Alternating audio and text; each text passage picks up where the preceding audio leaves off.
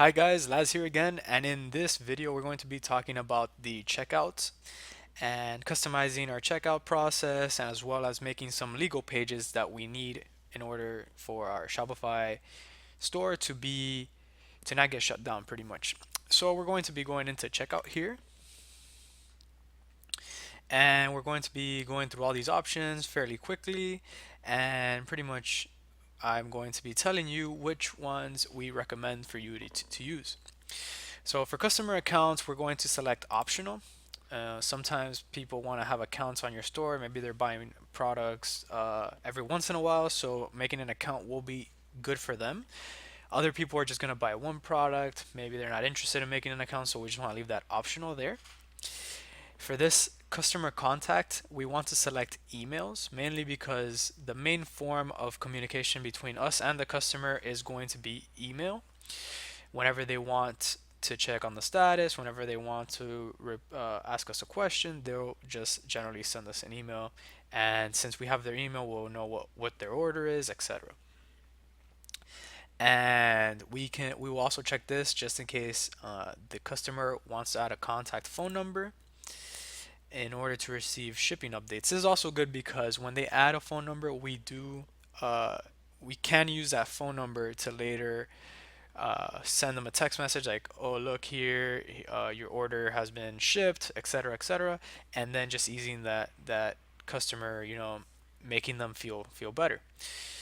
So here, going into the form options, we want to pretty much leave this as it is. Require last name only. Company name we'll put optional. Some people like to ship to their company or their workplace, so we'll leave that there as an optional choice. And basically what we're taking off require first and last name is just another step that the customer has to do. So by just requiring one of them, it eases that. So here we'll go address line number 2, that's also optional. Shipping address phone number, we're going to actually leave this hidden, or actually put it optional because just in case they want to have this up here, shipping updates, so that will be good for that. Leave it optional there. And then for this, we want to leave these two checked because these are just things that will help the customer finish quicker and check out and make their payment quicker. So basically, they can still edit the billing address. It can still be edited if it's not the same as the shipping address, but by default, we will be selecting that. And then enable address auto completion as well.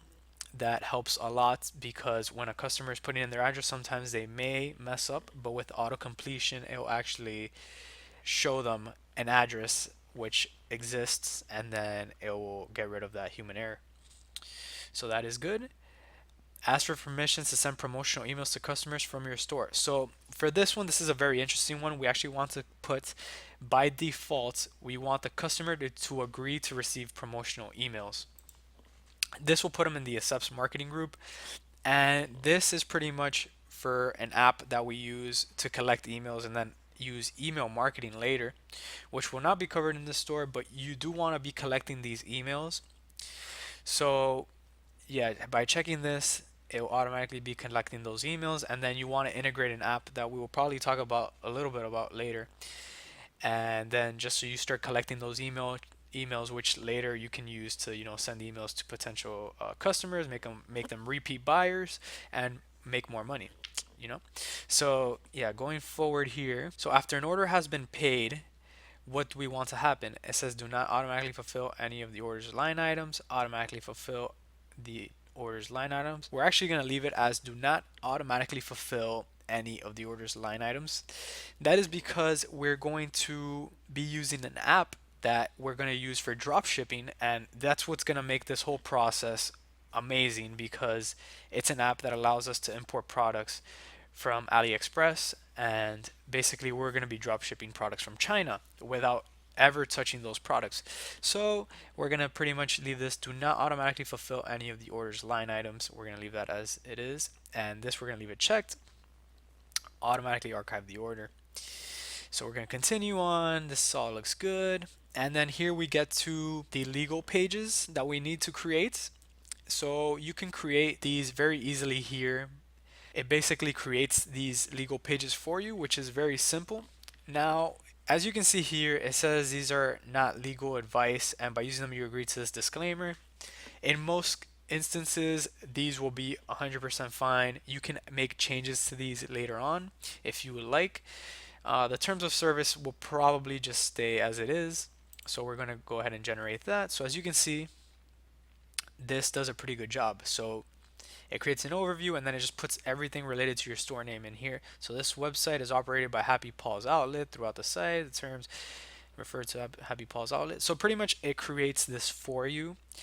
And the terms of service, I've never had any issues with this. Privacy policy, I have never had issues with this as well.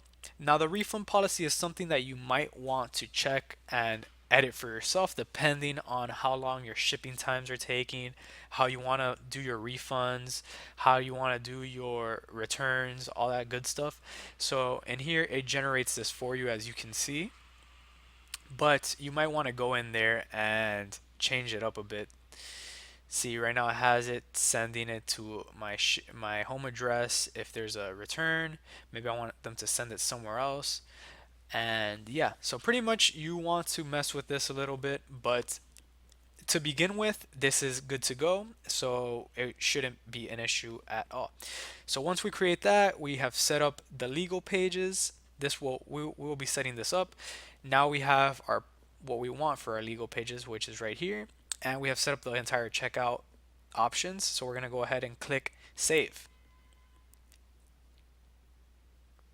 And there we go. So we're good to go on the checkout and legal pages, and see you guys in the next video.